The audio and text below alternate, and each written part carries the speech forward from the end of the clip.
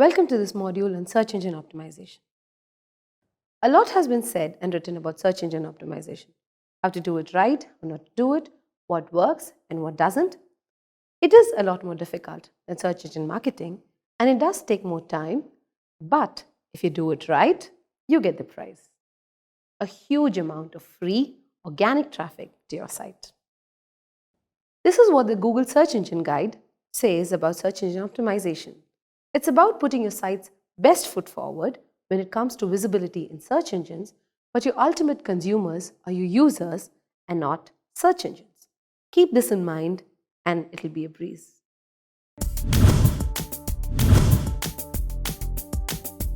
At the end of this video, you will be able to define search engine optimization, understand how search engines work, identify the techniques used for search engine optimization, and the tools that are used for a search engine audit.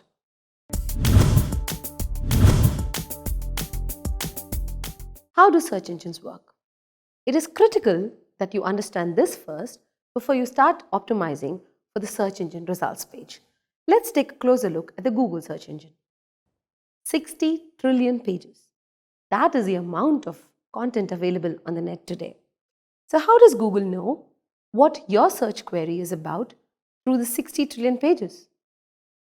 They've built tools called spiders that crawl the web at regular intervals and collect the information from these pages and store them in an organized manner called an index. So when you actually enter a search query, Google searches the index through tools called algorithms, which find their best results and then rank them in order. For example, if my search query matched 1,000 pages out of the 60 trillion pages, the Google algorithm ranks these 1,000 pages in order so it knows what to display on the first page of search results, the second page, and so on.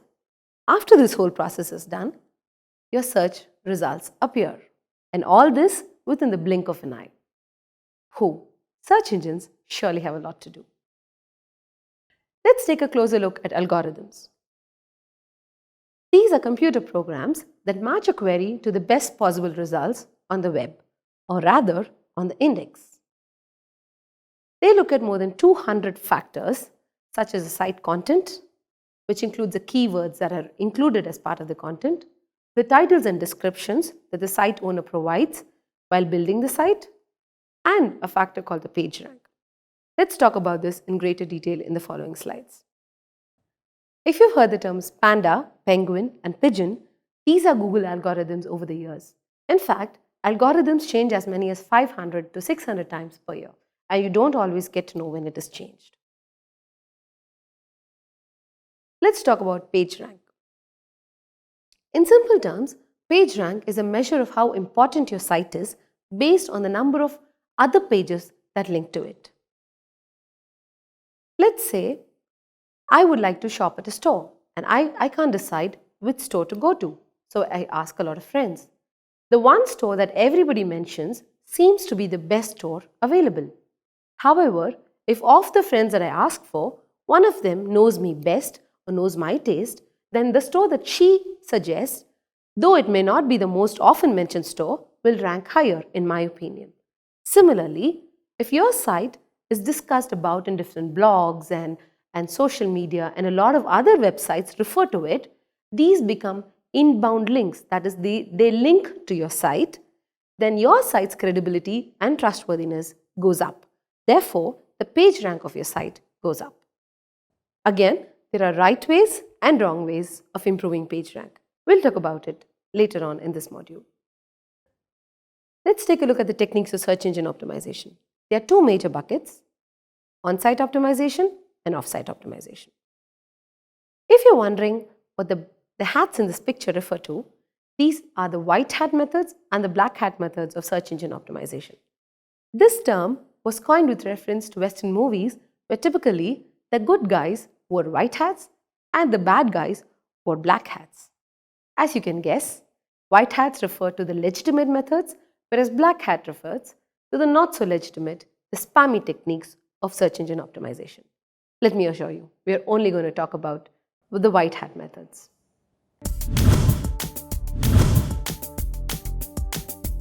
On-site optimization is all that can be done through your site. There are various factors. Let's look at them. Basics, the site layout, site content, and the mobile experience. Site basics include page titles and meta tags. Page titles are the titles for the page that the webmaster or the site creator specifies while creating the site. If you have different pages on your site, each of them will have a unique title. Page titles need to be clear, simple to understand, and unique, not just for the user, but for the search engine as well.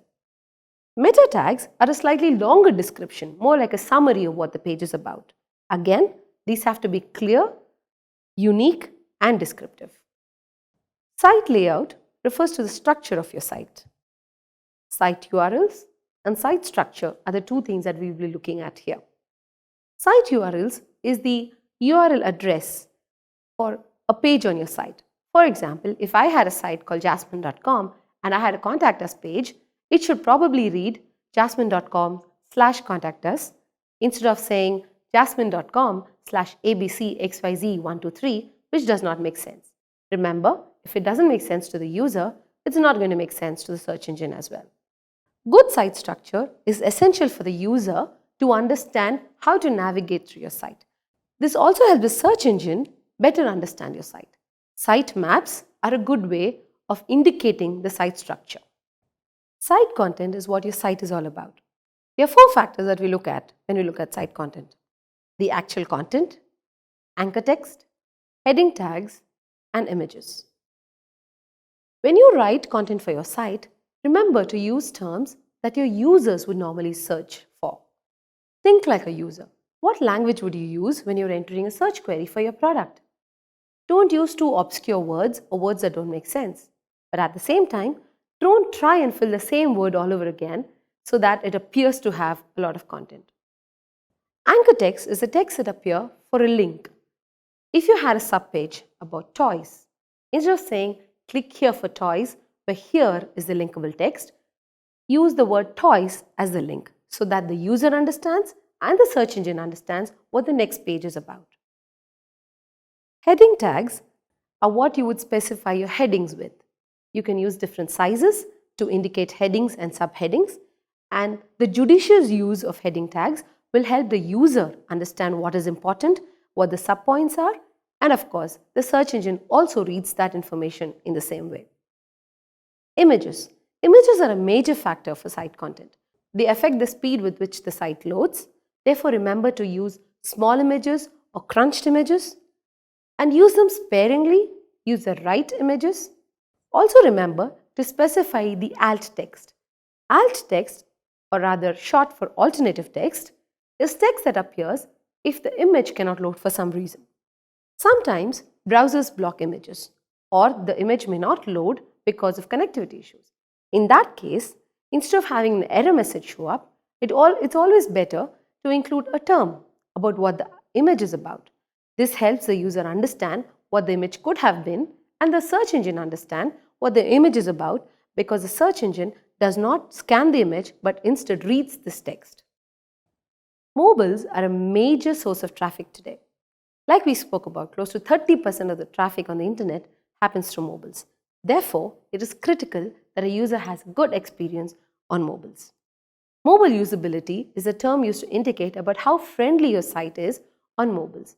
Therefore, when you're building it, remember that it should be a simpler version of your website.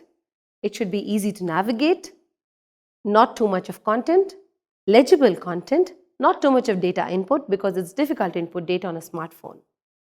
I want to leave you with this quote by Dave Naylor, who's a digital marketing specialist, where he says, his rule of thumb is, build a site for a user and not a spider. Remember, love your user and Google will love you.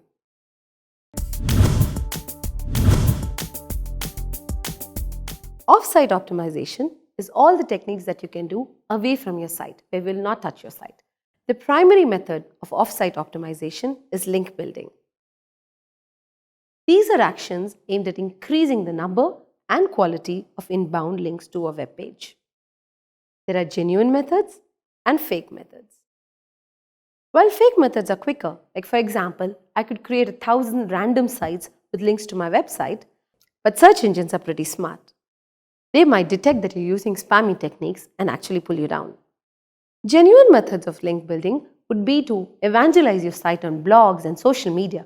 In fact, with the options available for social media today, it's easier to build a bank of genuine inbound links. I love this quote by Matt Cutts, who's the head of Google Web Spam team, where he says, "The objective is not to make your links appear natural, the objective is that your links are natural."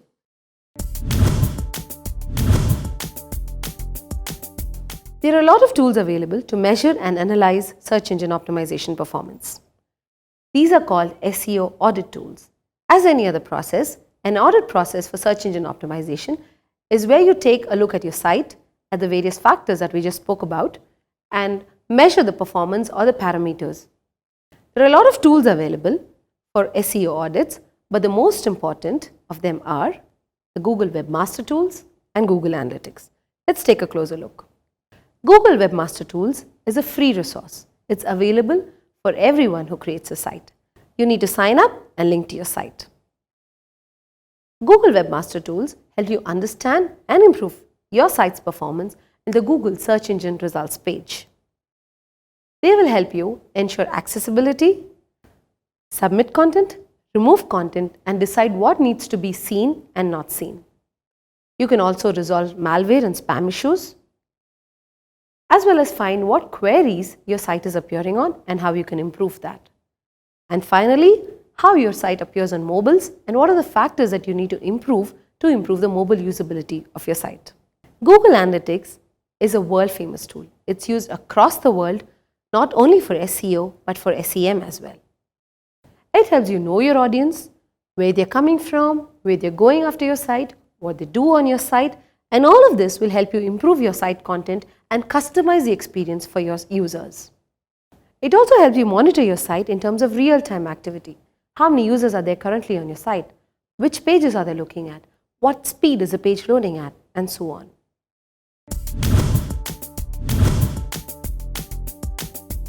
Let's take a look at what we've learned in this module. We've learned how search engines work, including algorithms and the mystery factor called PageRank. We've spoken about the techniques of search engine optimization, including on-site optimization and off-site optimization techniques. On-site optimization in greater detail, including titles, meta tags, site structure, content, and mobile usability. Off-site optimization and the most important method of link building. And tools used to audit search engine optimization, including the Google Webmaster Tools and Google Analytics. Thank you.